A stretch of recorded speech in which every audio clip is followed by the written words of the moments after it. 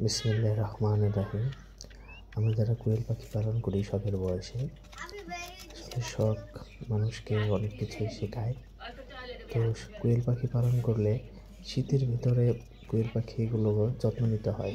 দেখেন পাখিগুলো আসলে এরকম ঝিমিয়ে আছে এই মুহূর্তে, মানে শীতের কারণে এরকম পাখাগুলো পশমগুলো ফুলে আছে। তো এই শীতে রাত্রেবেলা আরো বেশি করে ঠান্ডা পড়ে, এই কারণে পাখিগুলোকে এক্সট্রা যত্ন নেওয়াটা আমার মনে হয় খুব প্রয়োজন। তো এই যে দেখেন সবগুলা পাখি কিন্তু তার পাখাগুলা ফুলিয়ে আছে। এটা কিন্তু দিনের বেলা আমি ভিডিওগুলো করেছি। আর শীতের ভিতরে আসলে কীভাবে যত্ন নেবেন সেটা আমি বলে দেব। কী দিলে পাখিগুলা এই থাকবে এবং গরম থাকবে, তাপমাত্রা নিয়ন্ত্রণ থাকবে, সেটা আমি আপনাকে দেখাচ্ছি ভিডিওর ভিতরে বলে দেখিয়ে দেব।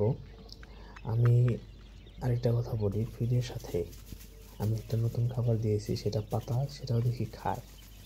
দেখেন আমি এই পাখিগুলোকে খড় দিয়ে দিয়েছি, খড় বা আমরা যারা গ্রামের ভাষায় অনেক করে চিনি ধানের খড়, আমরা নাড়া বলি, আবার কেউ খ্যার বলি, এক একজন এক ভাষায় বলি। তো সেগুলো আমি ছোটো ছোটো 1-1.5 ইঞ্চি পিস করে কেটে এটা আমি পাখির ঘরে দিয়ে দিয়েছি। দেখেন পাখিগুলো এখন কিন্তু খুব রিল্যাক্সে আছে, তাদের নিজস্ব বাসা বানানোর জন্য চেষ্টা করতেছে।